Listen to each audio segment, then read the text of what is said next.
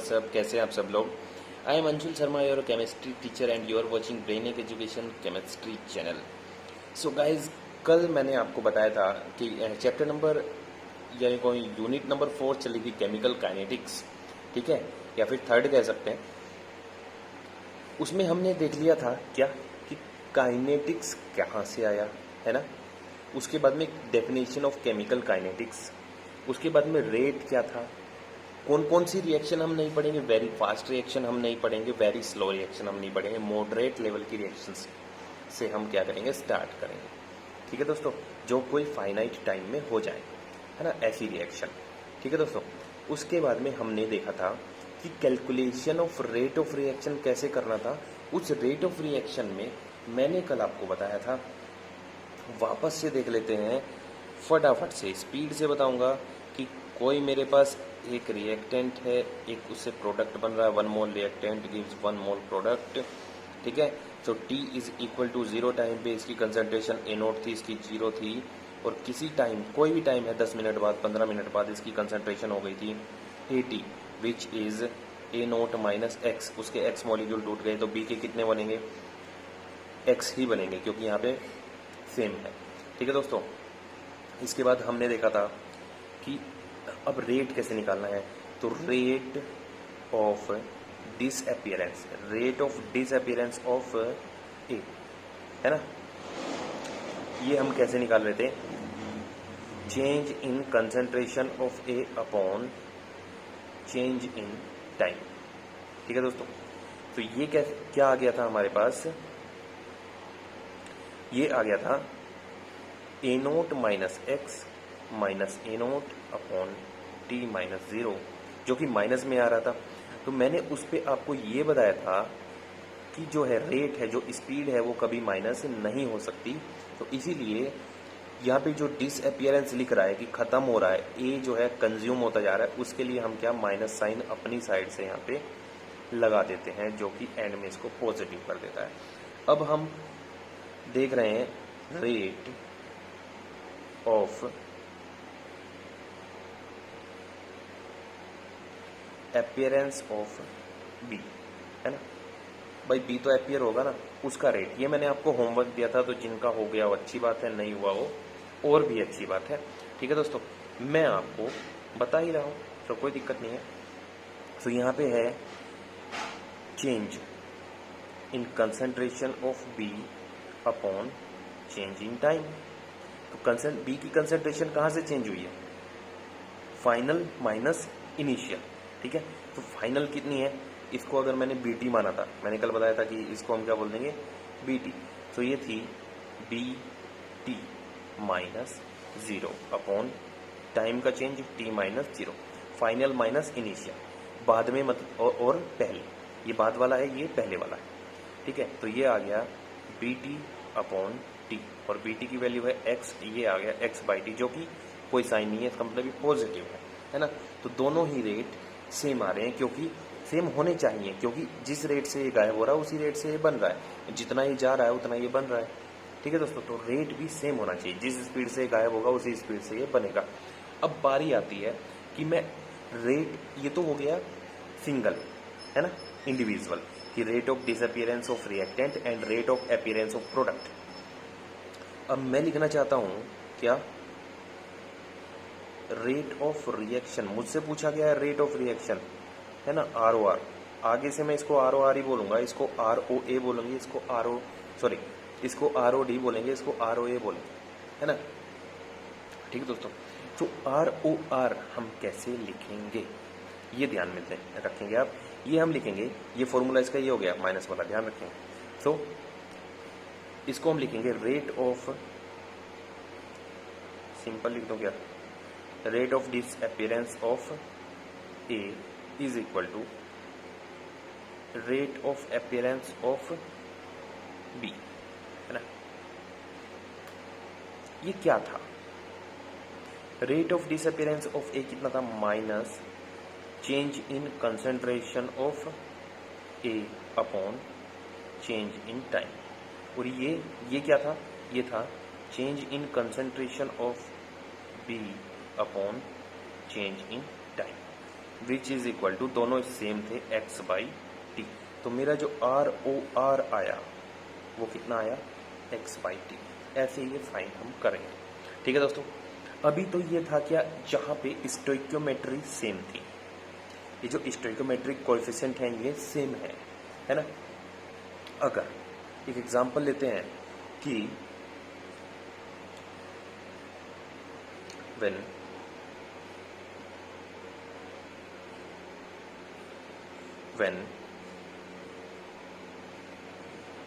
stoichiometry coefficient are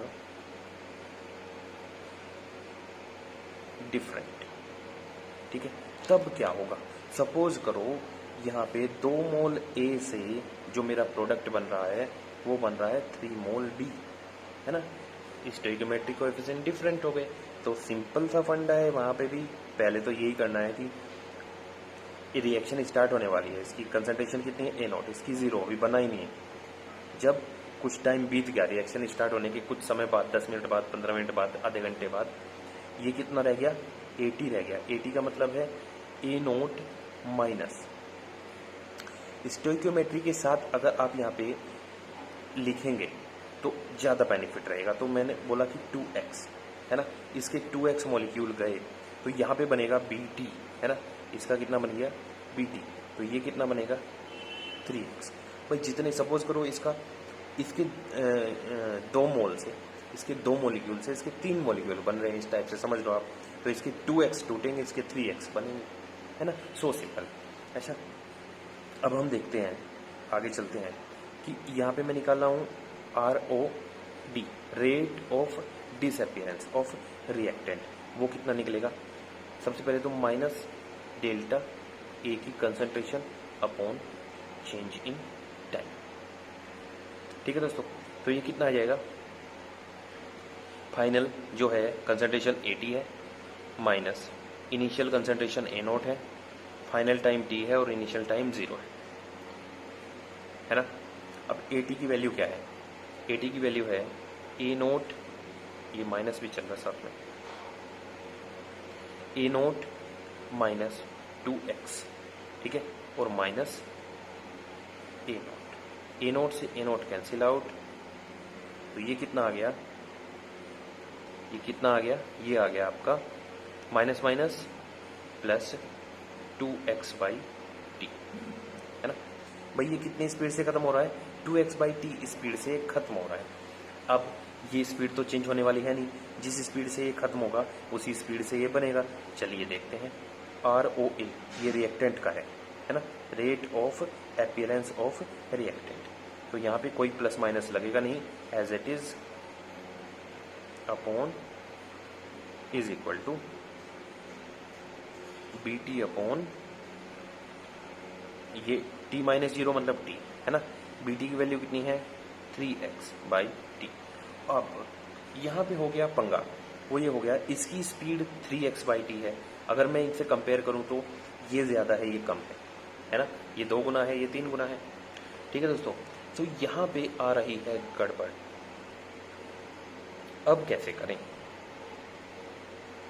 ये तो पंगा हो गया, है ना, जबकि रेट तो सेम आना चाहिए। तो उसको करने के लिए ये सही है, गलत नहीं है, ये बिल्कुल सही है। इसका जो डिसअपियर होने का रेट यही है और इसका अपीयर होने का रेट यही है, फिक्स है। अब चेंज कहाँ आएगा, जब हम लिखेंगे ROR। जब स्टोइकियोमेट्रिक कोएफिशिएंट डिफरेंट हो तो ROR जब हम लिखेंगे तब हमें यहाँ पे चेंज आएगा, है ना। तो इसके लिए हमें क्या करना होगा, देखो यहाँ पे कोई फर्क नहीं हुआ, यहाँ पे कोई फर्क नहीं हुआ, जैसे हम पहले करते आ रहे थे वैसे ही हमने अब किया। लेकिन यहाँ पे ये इनके अलग अलग आने से जो है वो थोड़ा प्रॉब्लम आ गई, है ना। उसको रिजोल्व करने के लिए हम क्या करेंगे, हमारे पास जो इक्वेशन होनी चाहिए वो बैलेंस होनी चाहिए। सबसे पहली बात तो ये है, जब हमें ROR लिखना हो तब इक्वेशन बैलेंस होनी चाहिए। जब हमें ROD लिखना हो कोई ज़रूरत नहीं है बैलेंसिंग की, ROA लिखना हो तब भी कोई ज़रूरत नहीं है बैलेंसिंग की। जब हमें ROR रेट ऑफ रिएक्शन लिखना है तब हमें बैलेंस केमिकल इक्वेशन चाहिए। ठीक है दोस्तों, सब। तो हम अब क्या कर देंगे, अब हम मल्टीप्लाई कर देंगे जिससे ये बैलेंस हो जाए। कैसे, आर ओ डी में उसके स्टोइकोमेट्रिक कोएफिशिएंट से क्या कर देंगे, डिवाइड कर देंगे। तो यहाँ पे है आर ओ ए हमारा है माइनस में delta A upon delta T, ये है।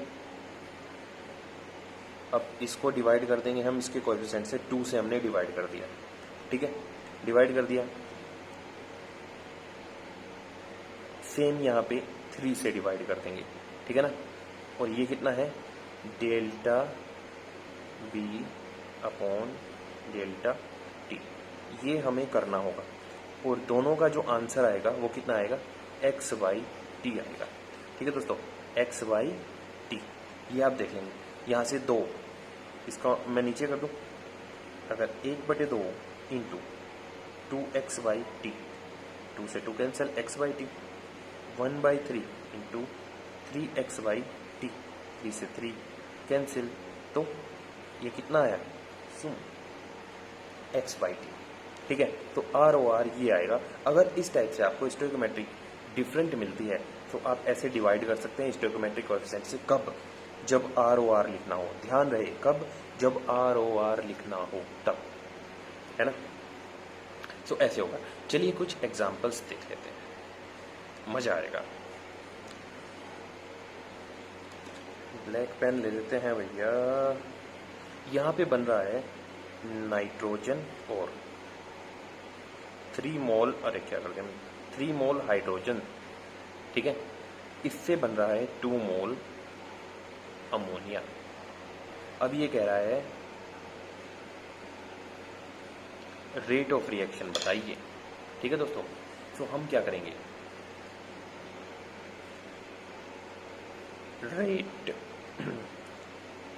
Rate of disappearance of, किसका, बाई डिस अपीयर कौन होगा, रिएक्टेंट होगा, अपीयर कौन होगा, प्रोडक्ट होगा।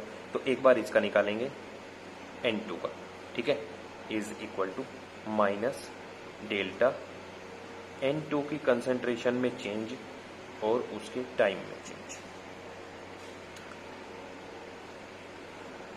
रेट ऑफ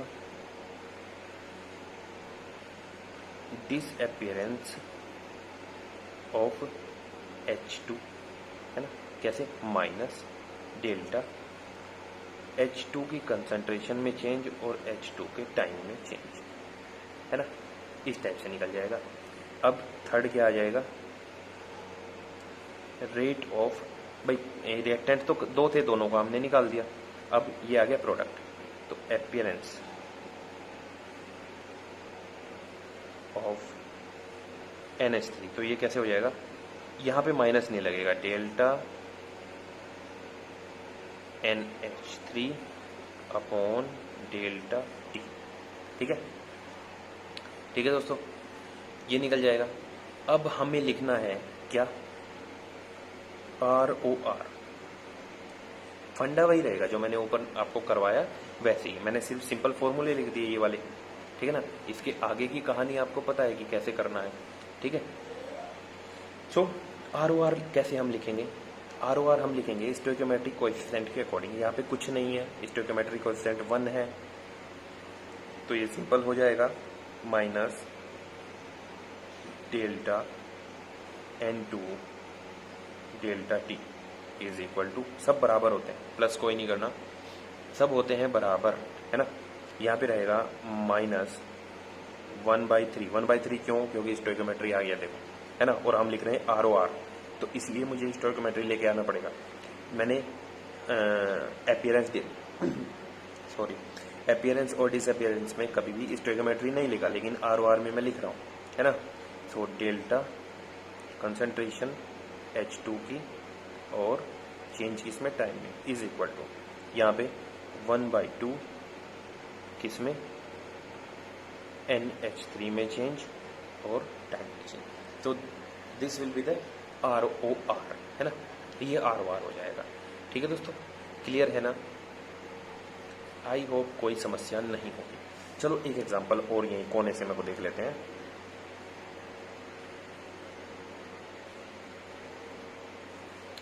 क्या होगा, एक इक्वेशन दी हुई है कि SO2 प्लस O2 मिलके बन रहा है SO3, ठीक है ना। अभी देखिए ये इक्वेशन क्या है, बैलेंस नहीं है। पहले वाली जो इक्वेशन थी वो बैलेंस थी, ये वाली इक्वेशन बैलेंस नहीं, ठीक है। तो फर्स्ट बैलेंस अबोव इक्वेशन, ठीक है। कैसे बैलेंस होगी, ध्यान से करेंगे, दो तरीके से कर सकते हैं।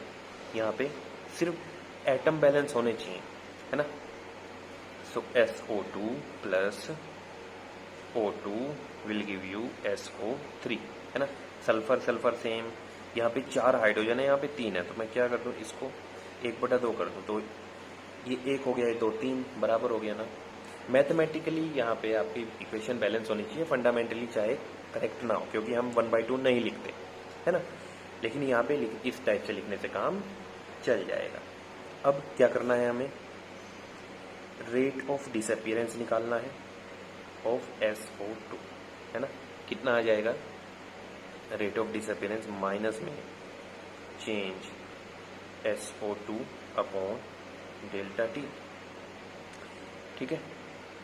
रेट ऑफ डिसअपियरेंस ऑफ किसका, O2, ये कितना आ जाएगा माइनस में O2 की कंसंट्रेशन अपॉन टाइम, है ना। अब क्या करना है, हमें रेट ऑफ अपीयरेंस निकालना है SO3 का, ये कितना आ जाएगा, change in concentration of SO3 upon change in time. अब हम क्या करेंगे, ROR निकालेंगे। तो कैसे निकलेगा, अब स्टोइकोमेट्रिक कोएफिशिएंट भी आएंगे, ठीक है दोस्तों। यहाँ पे कुछ है नहीं है, तो सिंपल एज इट इज लिखता हूँ, minus delta SO2 delta T is equal to, यहाँ पे है, ठीक है। तो ये 1/1/2 इज इक्वल टू, ये कितना हो जाएगा, 2 हो जाएगा, और माइनस लगा दिया क्योंकि रिएक्टेंट है ना। So delta O2 upon delta T is equal to, यहाँ पे कुछ है नहीं है ना। तो ये क्या है, सिंपल SO3, ये आपकी हो गई ROR। आई होप आपको क्लियर हो गया होगा कि ROR लिखना कैसे है, ठीक है।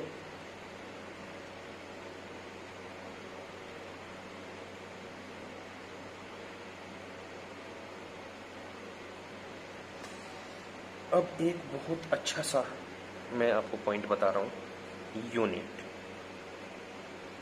है ना, ऐसे कर लो यूनिट्स। तो यहां पे पहला पॉइंट है, फॉर गैसियस मीडियम के लिए हमारी जो यूनिट होगी वो क्या रहेगी, वो रहेगी एटमॉस्फेयर पर सेकंड, एटमॉस्फेरिक पर सेकंड, है ना। प्रेशर रहेगा ना, गैस का तो प्रेशर होता है, ठीक है दोस्तों, प्रेशर। और क्या हम यूनिट रखेंगे, बार पर सेकंड, ठीक है। क्योंकि कई बार क्या है ना कि यूनिट ही पूछ ली जाती है, ठीक है दोस्तों, यूनिट ही पूछ ली जाती है कई बार, ठीक है ना दोस्तों। सेकंड पॉइंट है फॉर एक्वस मीडियम, ठीक है। एक्वस मीडियम में क्या, मोलर पर सेकंड और मोल पर सेकंड, ठीक है। इन यूनिट्स को आप याद रखना बहुत ज़रूरी है यूनिट्स को याद रखना। चलिए एक एग्जांपल देखते हैं, इसी बात पर एक एग्जांपल हो जाएगा। एग्जांपल में कहा गया है क्वेश्चन,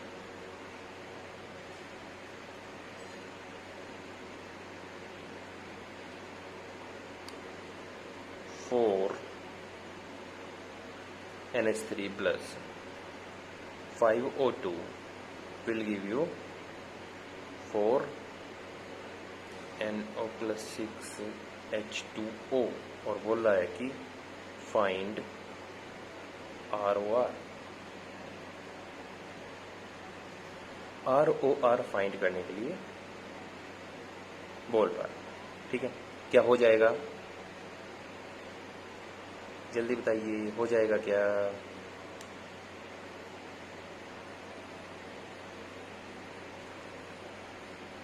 अब ये तो आपका होमवर्क हो गया जैसा मैंने बताया।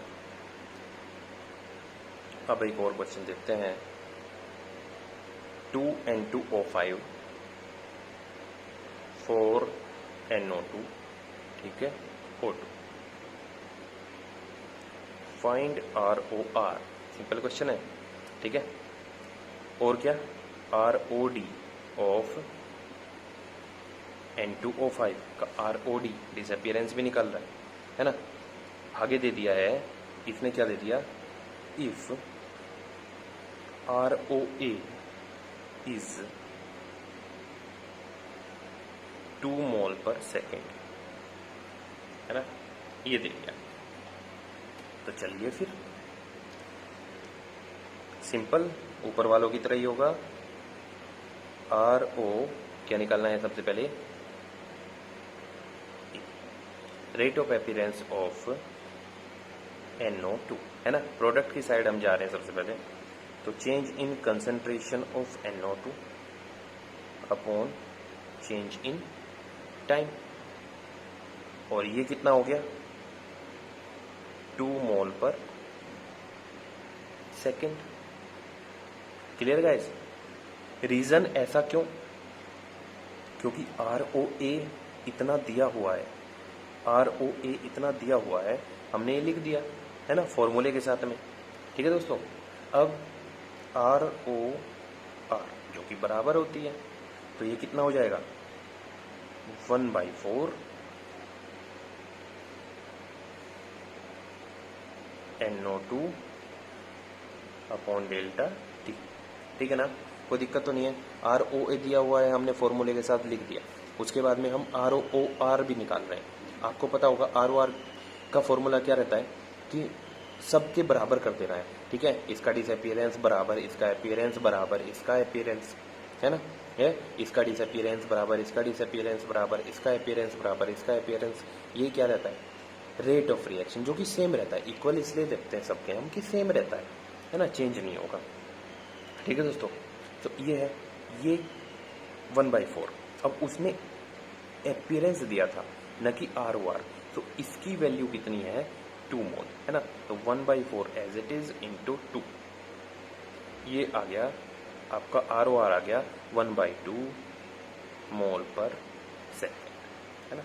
अगर सिंपल ROR पूछ लेता तो हम यहाँ पे करके आंसर खत्म, लेकिन उसने क्या, ROD भी पूछा, ठीक है। तो ROD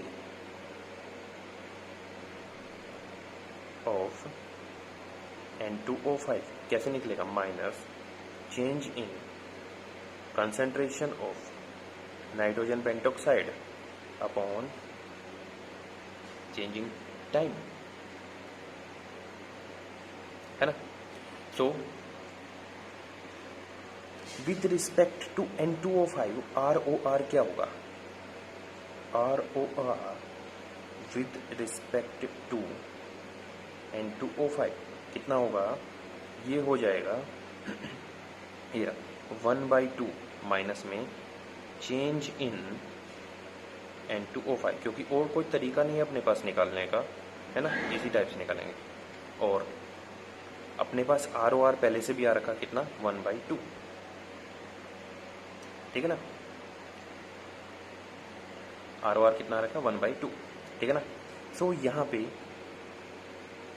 अगर मैं बात करूं, ये क्या है, रेट ऑफ, अरे माइनस यहाँ पे लगा देते हैं, rate of disappearance, rate of disappearance of N2, और ये टोटल क्या है, रेट ऑफ रिएक्शन, ठीक है दोस्तों। और ये क्या है, ये वैल्यू हमने निकाली रेट ऑफ रिएक्शन, जो कि कभी चेंज नहीं होता, तो इसके इक्वल भी होगा, जाहिर सी बात है, ठीक है ना। सो 1/2 से 1/2 cancel out. So rate of, ये कितना है, ये क्या है, रेट ऑफ डिसअपियरेंस, तो rate of disappearance of N2O5 कितना आ गया, इक्वल टू 1 के इक्वल आ गया, 1 मोल पर सेकेंड। दो आंसर पूछे थे, दोनों आपके पास,